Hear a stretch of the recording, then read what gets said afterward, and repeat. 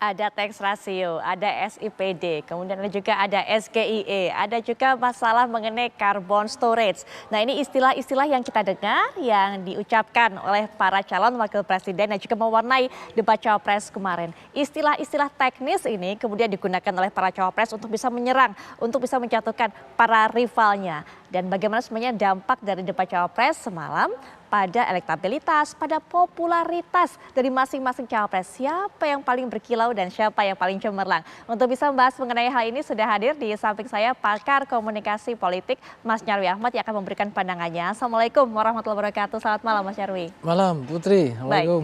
Ya, selain Mas Nyarwi kita juga bersama dengan perwakilan atau juru bicara dari masing-masing capres, cawapres nomor 1 sampai 3 yang juga terlibat dalam perbincangan ini secara daring. Mungkin saya bisa absennya dan juga perkenalkan satu persatu ini mulai dari sesuai dengan nomor urut dari jubir pasangan Amin sudah hadir secara daring Mas Gamal Albin Said. Assalamualaikum warahmatullahi wabarakatuh. Selamat malam Mas Gamal. Baik, sepertinya kami masih coba menghubungi Mas Gamal, tapi kemudian juga sudah hadir bersama kita secara daring ada Mas Dede Prayudi yang juga merupakan juru bicara dari pasangan nomor 2 yaitu Pak Prabowo dan juga Mas Gibran. Assalamualaikum warahmatullahi wabarakatuh. Selamat malam Mas Dede. Waalaikumsalam warahmatullahi wabarakatuh. Selamat malam. Baik, dan juga sudah bersama kita, ini merupakan juru bicara juga dari pasangan nomor urut 3, Pak Ganjar, Pak Mahfud MD, ada Mas Ahmad Baidowi. Assalamualaikum warahmatullahi wabarakatuh. Selamat malam Mas Awi. Baik, ya. Nah sepertinya kami juga mendapatkan perubahan untuk pasangan nomor urut 1 diwakili oleh Pak Saiful Huda. Assalamualaikum warahmatullahi wabarakatuh. Selamat malam Pak Huda. Baik, kami akan coba menghubungi lagi perwakilan juru bicara dari pasangan nomor urut 1, pasangan Amin. Tapi Mas Nyarwi melihat, terutama tadi kita sudah tayangkan, ada istilah-istilah teknis yang sepertinya dengan jeli digunakan, kalau kita bisa bilang mungkin Mas Gibran, ini untuk bisa menyerang para rivalnya. Ya, dalam debat hal itu biasa gitu ya. Kita masih ingat tentu dulu ya debat 2014 gitu. Itu kan Pak Jokowi nanya TPID ya Pak Prabowo dan Pak Prabowo waktu itu juga belum tahu apa itu. Terus kemudian apa namanya istilah unicorn gitu ya dan seterusnya gitu dan itu 2019. Ya. Tapi begini, ini kan sebenarnya tema atau istilah yang sebenarnya istilah-istilah pengambil kebijakan praktisi yang kadang-kala akademik Putri ya, kayak misalnya SGIE itu ya, State Global Islamic Indicator itu. Nah itu kan tentu saja saya kira memang kalau mereka tidak familiar ya, di dunia itu biasanya dia tidak tahu. Di dunia akademik itu juga banyak istilah-istilah itu ya, indikator. Bahkan kita bisa memperdebatkan indikator yang dipakai. Tetapi kadangkala politisi gitu ya, apalagi kandidat itu mau tidak mau memang dituntut memiliki pengetahuan yang luas tentang berbagai istilah gitu ya. Nah yang tadi digunakan Mas Gibran itu saya kira bagian dari attacking sebenarnya Pak Gibran ini. Tadi dipanggilnya di debat kan Pak Gibran ya, saya ngikuti itu ya Pak Gibran gitu. Nah itu kan itu bagian dari katakanlah attacking ya, untuk menguji kira-kira pertanyaannya Pak Muhaimin itu paham apa tidak kira-kira gitu, dan ternyata juga belum paham gitu, dan Pak Muhaimin juga mengaku kan kelihatan di situ. Betul. Nah tetapi sebenarnya itu sangat relevan loh dengan tema yang di opening yang disampaikan Caimin ya, Pak Muhaimin ini ketika memperkenalkan tentang selepet itu, bahkan di closingnya menyebut selepetnomik ya, dan itu kan spirit dari ekonomi yang Islam sebenarnya, dan bahkan tidak hanya Islam konteksnya, tetapi kalau itu dijelaskan dikasih frame yang bagus itu sebenarnya nyambung loh dengan ekonomi syariah dan yang lain-lain. Itu contoh karena temanya ini kan kemarin debatnya kaitannya dengan ekonomi. Jadi istilah-istilah itu hal yang wajar ya dipakai gitu oleh para kandidat gitu untuk katakanlah menguji kompetensi dan juga bahkan mungkin memperdebatkan logika yang dipakai di argumen itu. Baik. Itu Putri. Ya Mas Nyarwi, nah Mas Dede ini menarik, memang dengan mengungkapkan istilah SGIE tadi itu bisa menjatuhkan lawan atau kemudian salah satu strategi yang jitu untuk attacking kalau kata Mas Nyarwi. Tapi dari hasil penelitian Drone Emprit membaca bagaimana kemudian aktivitas warga memberikan komentar di media sosial dengan platform X, ini kemudian penggunaan istilah teknis tersebut malah menimbulkan sentimen negatif untuk Mas Gibran, Mas Dede. Bagaimana pendapatnya?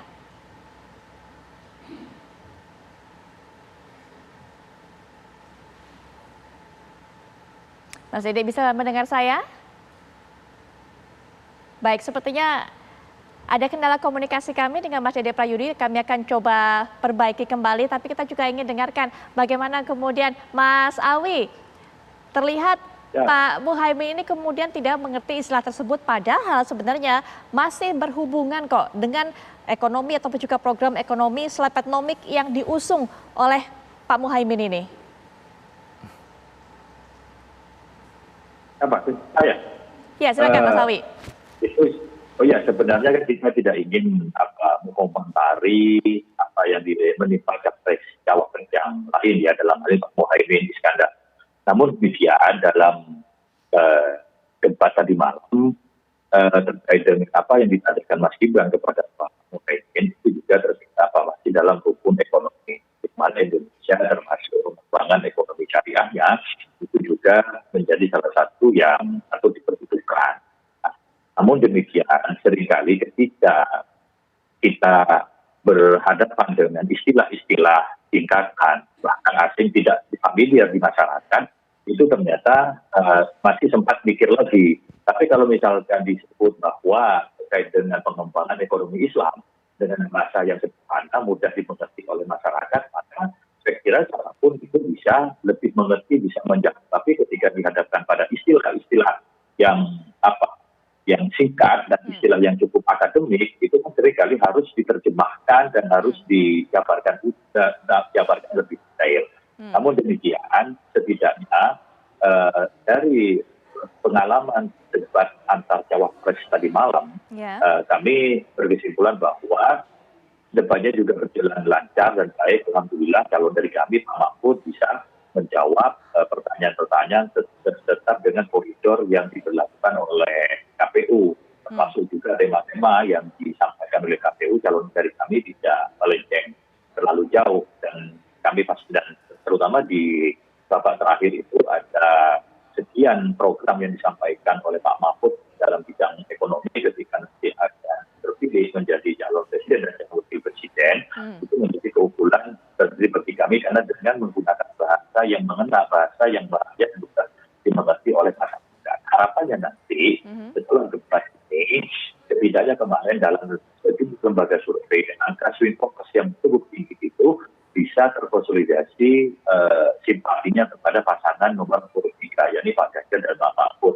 Dan masih ada 3 kali debat lagi, 2 kali debat capres dan 1 kali debat cawapres, dan kami yakin itu akan mengubah persepsi masyarakat apabila melihat perjalanan 2 kali debat yang sudah berlangsung. Terlebih dalam sejumlah platform media sosial, sentimen positif terhadap Pak Ganjar Mahfud ini cukup tinggi, di angka sekitar 70%. Dan salah satu lembaga memotret Pak Mahfud dan Pak Mahfud tadi malam dan berimplikasi terhadap pasangan Ganjar Mahfud ini dalam posisi teratas. Misalkan dari indikator strategik salah satu lembaga yang merilis itu menunjukkan bahwa sentimen netizen, sentimen publik terhadap performa Pak Mahfud tadi malam itu cukup tinggi. Baik Mas Awi, sudah menyinggung Mas Awi mengenai sentimen positif. Nanti kita akan gali lebih dalam lagi mengenai hal ini. Siapa yang kemudian elektabilitasnya terangkat, popularitasnya terangkat, sentimen positif, sentimen negatif dari masyarakat melihat penampilan ataupun juga performa dari 3 calon wakil presiden. Kita akan bahas setelah jeda, kami sudah kembali saat lagi. Apa yang ditampilkan oleh para cawapres, 3 cawapres tepatnya pada saat debat semalam tentu menjadi pertimbangan masyarakat untuk memberikan penilaian kepada mereka sebelum nanti akan menentukan pilihan 14 Februari 2024. Bicara mengenai penilaian masyarakat, beberapa lembaga ini kemudian mengeluarkan penilaian dari sentimen positif, sentimen negatif, hasil interaksi, hasil kemudian cuitan, komen dari masyarakat di berbagai media sosial, termasuk salah satunya adalah Twitter yang saat ini juga berganti nama menjadi X. Nah, ini salah satu yang mendapatkan poin ataupun juga sentimen positif adalah Mas Gibran Rakabuming Raka, kemudian juga Pak Mahfud MD. Kemudian ada beberapa lembaga juga yang mengeluarkan hasil bahwa sentimen negatif ini yang terbanyak mendapatkannya adalah Pak Muhaimin Iskandar. Untuk bisa memberikan pandangan juga mengenai hal ini, kita akan kembali lagi berkomunikasi dengan para narasumber yang tadi juga sempat terputus. Mas Dede Prayudi sudah bisa mendengar saya ya Mas Dede ya? Sudah Baik. dengan sangat baik. Baik, Mas Dede. Mohon maaf tadi terputus. Ya, di tengah tadi sentimen positif yang didapatkan oleh Mas Gibran, tapi kemudian dari hasil survei juga dari lembaga Drone Emprit ini mengatakan ketika kemudian mengucapkan istilah SGIE ini, istilah teknis ini malah menimbulkan sentimen negatif kepada Mas Gibran.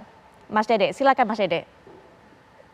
Ya, pertama-tama yang ingin saya katakan adalah apa yang dipaparkan oleh Mas Gibran itu mencerminkan pengetahuannya ya tentang permasalahan ekonomi bangsa yang juga terinterconnected ya dengan permasalahan global ya. Nah, kemudian karena Mas Gibran ini juga sudah mempersiapkan diri dengan baik ya. Beliau juga memiliki latar belakang S2 ya di bidang ekonomi ya. Maka tidak heran pengetahuan Mas Gibran ini begitu lengkap ya ketika kita berbicara soal perdebatan tadi malam ya. Jadi kalau kita jujur ya, tadi malam itu kalau kita berbicara siapa yang paling lengkap dan paling runut ya itu adalah Mas Gibran. Beliau membukanya dari permasalahan middle income trap dan situasi global yang nggak menentu ya.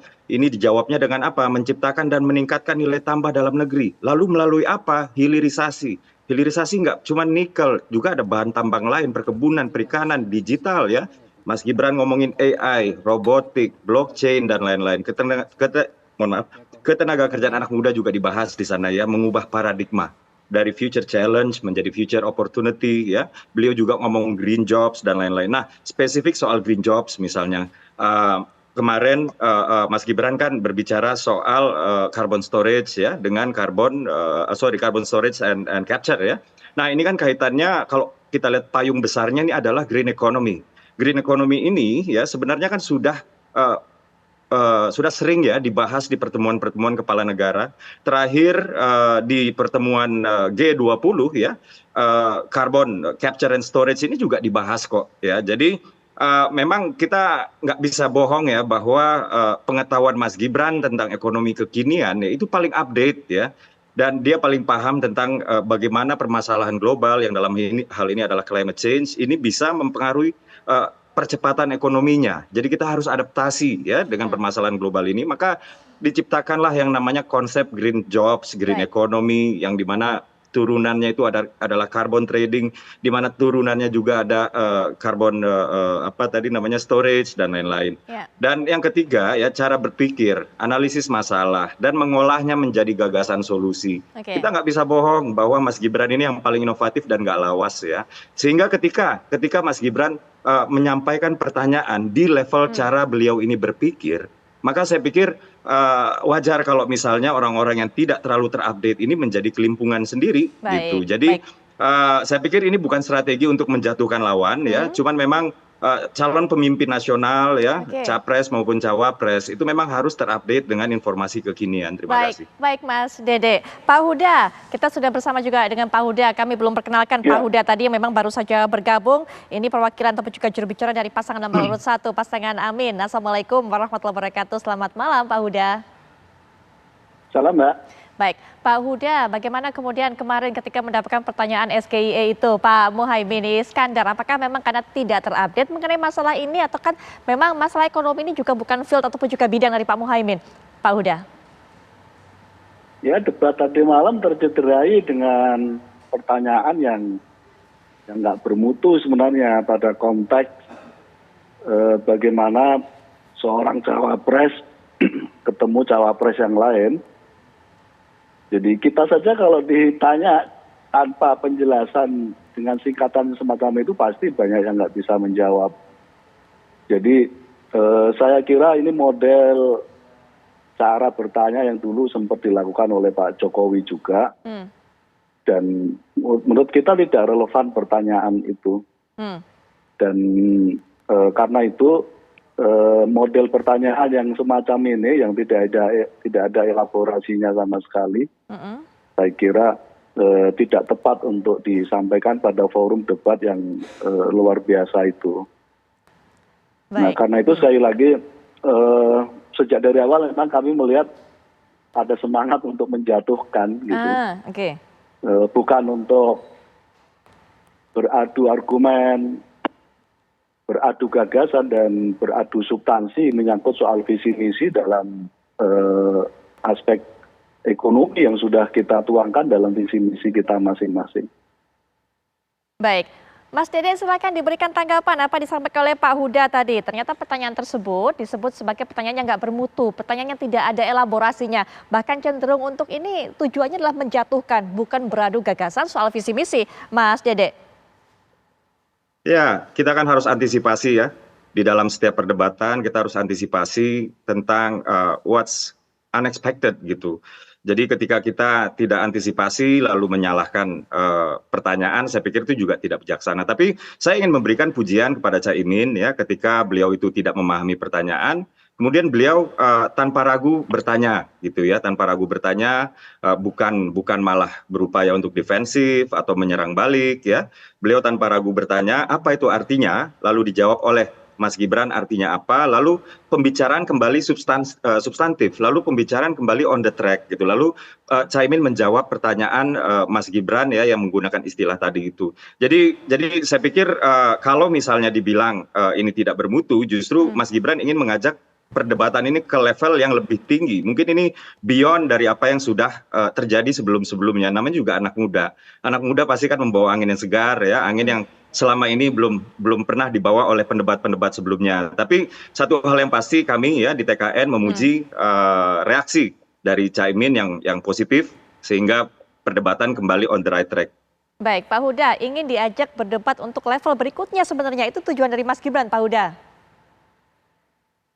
Ya, itu memang pertanyaan yang harus ditanyain lagi itu. Itu lomparan pertanyaan yang memang harus dipertanyakan lagi karena kehilangan konteksnya gitu. Kalau mau jujur sebenarnya kan disampaikan apa adanya. Dan ini sempat dievaluasi oleh KPU kan ketika ayahanda beliau waktu itu juga melemparkan model pertanyaan yang sama gitu. Jadi betul-betul pertanyaan sangat menjebak dan itu kata kita itu cukup dijawab dengan Google sebenarnya. Baik. Tapi dengan kebesaran hati ditanyakan secara terbuka oleh Gus Imin gitu sebagai reaksi orang dewasa menghadapi anak muda yang kira-kira punya semangat ingin menjatuhkan gitu aja. Baik. Tapi secara terbuka Gus Imin menyampaikan dan secara elegan beliau tanyakan lagi menyangkut soal istilah itu. Ya, baik. Jadi kita nggak bisa bayangkan loh orang bertanya dengan istilah itu kan cerdas cermat, bukan debat antara cawapres dengan cawapres gitu. Baik. Jadi tadi malam saya menyayangkan itu levelnya jadi cerdas cermat. Padahal forum sudah begitu sangat bagus gitu. Ternodai oleh sebuah pertanyaan yang base-nya hanya urusan istilah gitu. Baik Itu Pak kan Huda. siapapun bisa melontarkan. Oke, baik. Nanti setelah jeda juga bisa berikan pandangan mengenai hal ini Mas Awi. Saya tahu memang sebelum jeda tadi Mas Awi sudah berikan pendapat mengenai pertanyaan-pertanyaan ini. Tapi karena Pak Huda tadi juga sudah memberikan pendapatnya, komentarnya bahwa pertanyaan-pertanyaan ini adalah pertanyaan yang mencederai, bahkan juga menodai. Ini debat yang harusnya besar, levelnya jadi turun menjadi cerdas cermat. Apakah memang pertanyaan-pertanyaan ini seharusnya dievaluasi oleh KPU? Mas Awi nanti bisa berikan pandangan, kemudian juga Mas Nyarwi juga, tapi setelah jeda kami sudah kembali saat lagi. Itu merupakan salah satu cuplikan debat semalam yang membahas mengenai IKN yang juga ramai diperbincangkan oleh masyarakat. Penilaian Anda melihat bagaimana kemudian saling lempar gagasan ataupun juga saling menyerang tadi, Mas Nyarwi? Ya, ini debat yang sebenarnya debat, Put. Karena apa? Karena ini untuk menguji ya. Tadi sebenarnya pertanyaan panelis bukan ke IKN, tapi SDM atau infrastruktur. Betul. Kemudian muncul di sana IKN kan gitu. Ya, isu IKN. Nah, dari pertanyaan itu saya lihat kan misalnya Caimin dan juga yang lain itu mayoritas jawabannya sama. Tidak pada prioritas SDM gitu atau infrastruktur, tapi Caimin menekankan aspek membangun itu yang penting prioritas misalnya begitu. Nah, Mas Gibran tadi kan ditanya di awal jawabnya kan kemudian contohnya membangun IKN itu dan di sana saya lihat kan tekanannya pada investasi asing kemudian dikejar lagi oleh pertanyaan oleh Pak Mahfud kan mana yang sudah masuk investasi asing. Betul. Kan gitu dijawab tidak banyak yang masuk faktanya begitu. Tapi yang saya maksudkan sebenarnya ini kan temanya ekonomi ya. Masing-masing capres itu sebenarnya kalau mau menempatkan SDM infrastruktur IKN itu mestinya dikasih frame kira-kira gitu ya warna dari kebijakannya kayak apa. Nah yang belum nampak itu ke sana Put saya lihat. Padahal sebenarnya mereka juga sekaligus ketika menyampaikan ide itu bisa menarget pasar politik atau pemilih yang mereka target gitu ya. Caimin tadi sudah menyampaikan dengan baik 400-an triliun sekian itu kalau dibangun sekolahan, artinya pasarnya pemilih kan jelas ya, guru dan seterusnya. Pak Mahfud saya kira juga sering kan menyampaikan di kubu Ganjar Mahfud ya, siapa saja yang juga mungkin akan dapat istilahnya prioritas bantuan atau subsidi atau semacam bantuan gitu ya.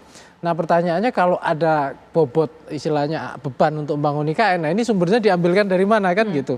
Nah Pak Mahfud tadi kan dipertegas hanya kita melanjutkan yang baik gitu, tapi penekanannya pada aspek bagaimana mencari investasi dari luar gitu. Tapi kemudian debatnya ini gitu berujung murni pada seakan-akan pada IKN ini bukan pada prioritas mana yang lebih penting gitu ya, infrastruktur gitu atau membangun SDM gitu yang memberikan kesejahteraan secara luas kepada masyarakat. Nah ini belum terjawab akhirnya gitu ya. Nah ini yang saya kira justru debat kemudian kalau mau istilahnya evaluasi ya, perdebatan itu kemudian di closing oleh masing-masing walaupun itu segmen per segmen ya, di closing oleh masing-masing capres-capres dengan meng-highlight gitu ya tekanan utama, program utama atau visi utama atau warna kebijakan ekonomi utama yang kemudian mereka jadikan rujukan, sehingga ini loh versi Amin, ini loh versi Prabowo Gibran, ini loh versi Ganjar Mahfud. Jadi pemilih lebih mudah atau lebih bisa dibantu mencerna apa yang menjadi gagasan pokok mereka. Nah ini kita juga mungkin bisa tanya kepada Mas Awi. Mas Awi, ketika kemudian ada pertanyaan seperti itu diberikan kepada Mas Gibran,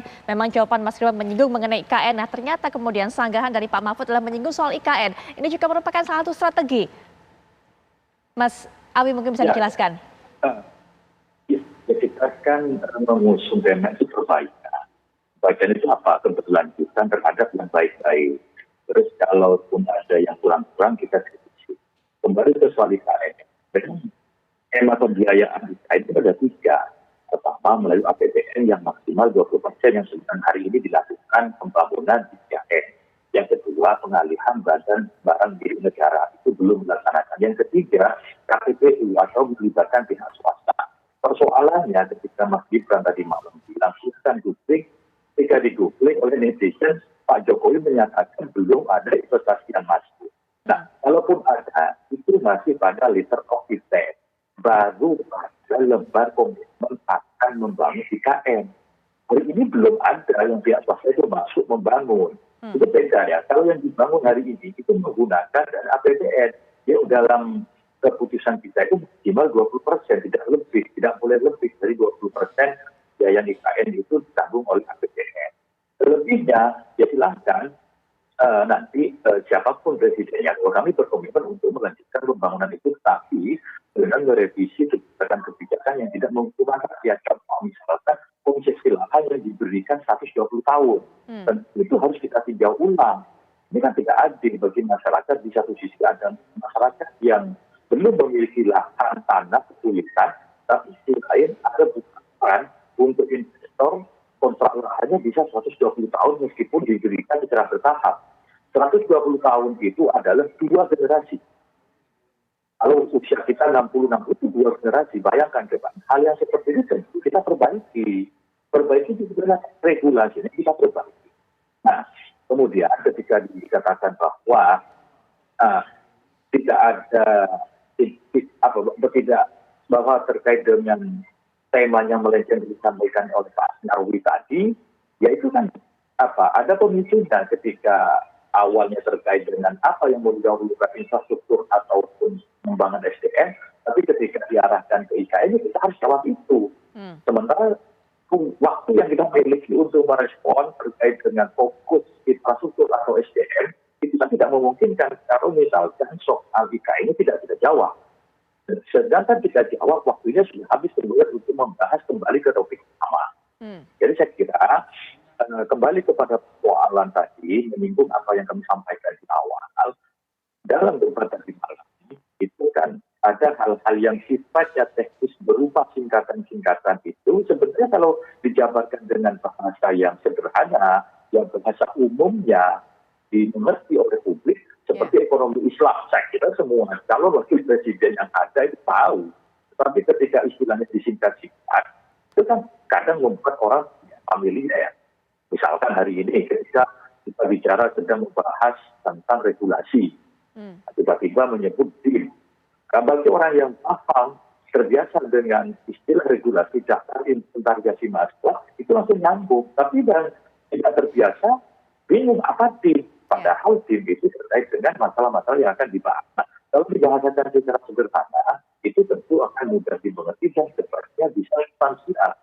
Namun demikian, kami menghormati style masing-masing dari figur cawapres yang menyampaikan pola-polanya. Apa yang disampaikan Mas Gibran ini, dulu saya sama Pak Huda, Mas Luki ini kan satu tim dulu di PKS.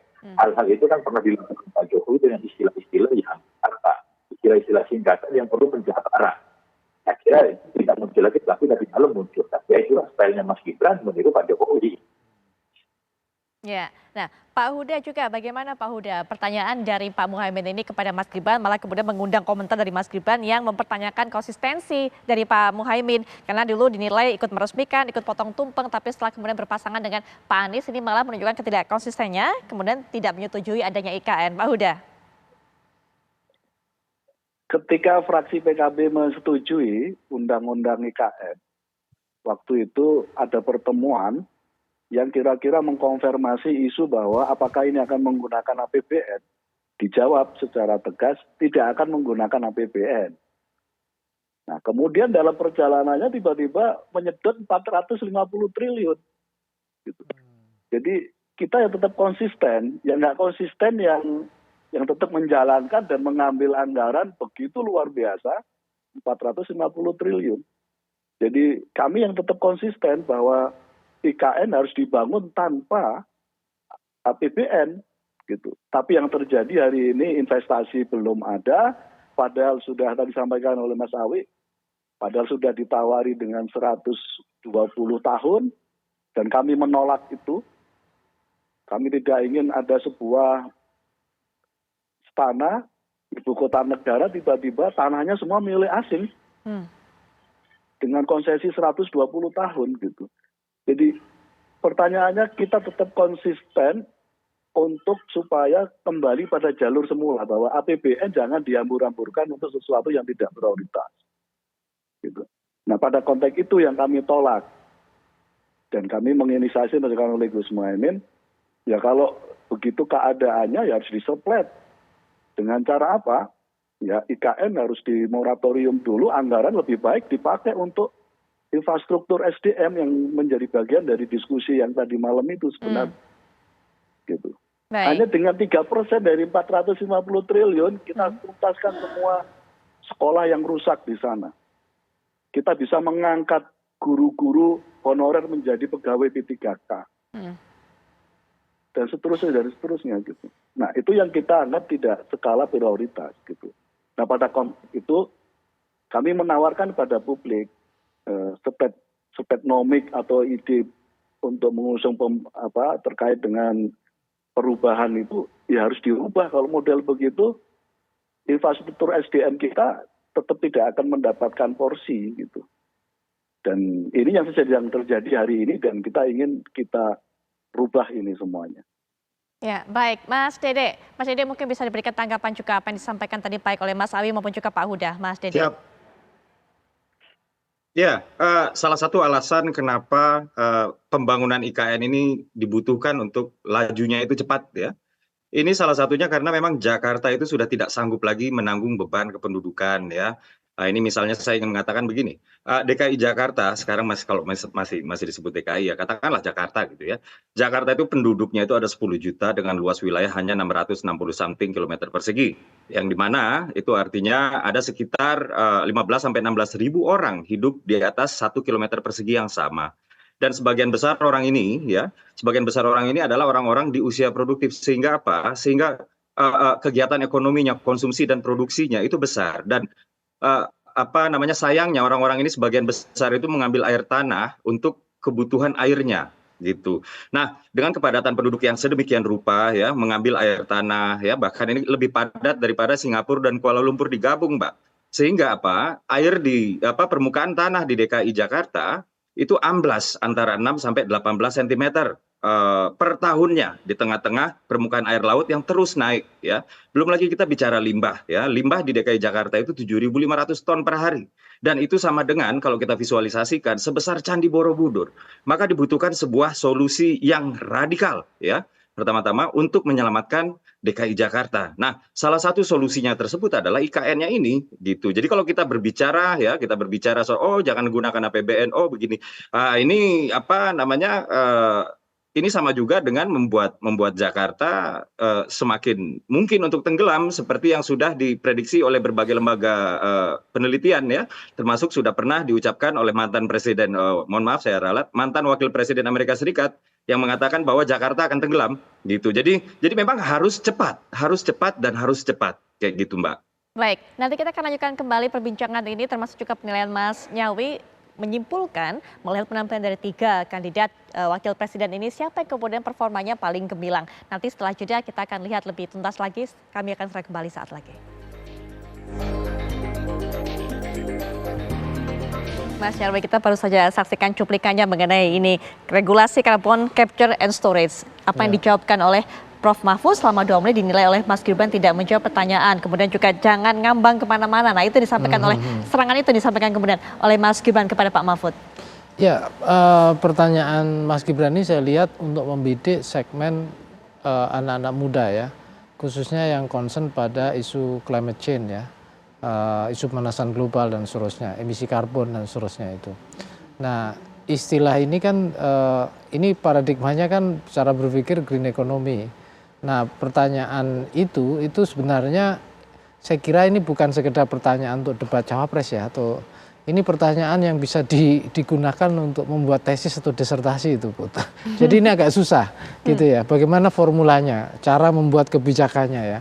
Tetapi apa yang disampaikan Pak Mahfud itu saya kira udah cukup lumayan ya, dalam artian itu tahapan-tahapan regulasi, ada naskah akademik dan seterusnya ya. Tetapi memang mungkin yang kurang yang juga diharapkan Mas Gibran tadi, dugaan saya itu adalah dalam konteks Indonesia ini harus bagaimana, misalnya contoh dikasih konteks gitu ya, karena belum ada di banyak negara seperti apa, mungkin juga bisa dibandingkan.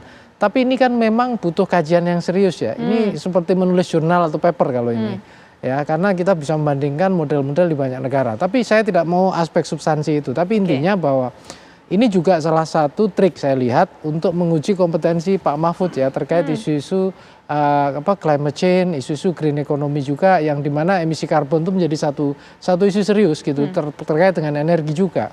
Nah ini yang kemudian dugaan saya, tapi ya mungkin juga publik mungkin banyak yang tidak paham juga, karena isu climate change ini banyak, ini kan istilah-istilah semua yang akan muncul dalam berbagai komunitas ya, yang saya kira ini juga terkait dengan segmen pasarnya ada gitu ya. Bagi beberapa orang ini isu elitis, Put. Ya siapa sih yang paham soal climate change, soal jangankan soal itu ya. Saya beberapa kali itu ada teman ya yang melakukan penyuluhan, saya misalnya ditemani daerah longsor gitu di ujung sana. Masyarakat dikasih tahu, Bapak itu daerah berbahaya. Jawabannya, kami nenek moyang kami dari zaman dulu tinggalnya di lereng sudah biasa, Mas gitu. Itu contoh ya. Jadi isu itu tidak semuanya itu kemudian menjadi isu populis ya. Well, ini populis pada anak muda ya, tapi mungkin di masyarakat menengah bawah yang belum sadar itu masih termasuk isu elitis. Baik. Ya, tapi itu menarik, tetap menarik sebagai sebuah topik.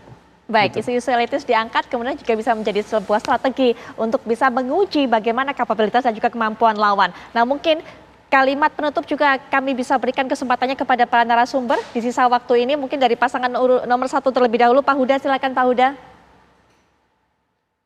Ya, menyangkut soal isu anak muda, tentu ini jadi concern kita bersama. Termasuk pasangan Amin juga mendorong bagaimana supaya anak muda terkait dengan program pemerintah seperti apa, itu harus konkret dan jelas. Selama ini kita ngomongin soal bonus demografi, tapi pemerintah relatif tidak punya program yang konkret dan jelas menyangkut soal ini. Nah karena itu pasangan Amin Menan kita tawarkan 5% APBN yang itu setara dengan 150 triliun akan kita fokuskan untuk memberikan program kredit usaha bagi anak muda di Indonesia. Dan ini pilihan yang terbaik ketika bonus demografi kita yang sudah berjalan 5 tahun, 7 tahun ini, tapi programnya belum ada yang konkret. Baik, selanjutnya juga mungkin pernyataan penutup dari Mas Dede. Silakan Mas Dede. Ya, ya Mbak, hilirisasi itu kan sebuah istilah, middle income trap itu juga istilah, IKN bahkan itu adalah sebuah akronim yang sudah menjadi istilah, Ekonomi digital itu istilah, bahkan ekonomi yang menjadi topik kemarin juga adalah sebuah istilah.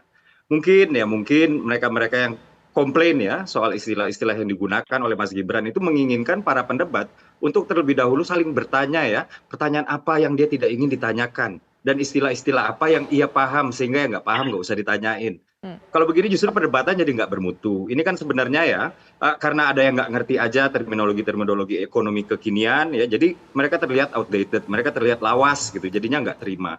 Padahal dalam debat itu biasa, kecuali kalau nggak relevan dengan topik pembahasan. Tapi ini kan relevan. SGEI itu tentang ekonomi syariah. Carbon capture and storage itu kan tentang green economy. Semua relevan ketika kita berbicara soal ekonomi yang konteksnya kekinian. Maka tadi saya katakan bahwa para capres dan cawapres penting untuk memutakhirkan pengetahuannya, update ilmunya, dan jangan remehkan anak muda. Sekian. Baik, terakhir Mas Awi, silakan Mas Awi. Ya, yang ditanyakan Gibran itu bagaimana tahapan pembuatan regulasinya, bukan substansinya. Makanya yang disampaikan oleh Pak Mahfud tidak benar.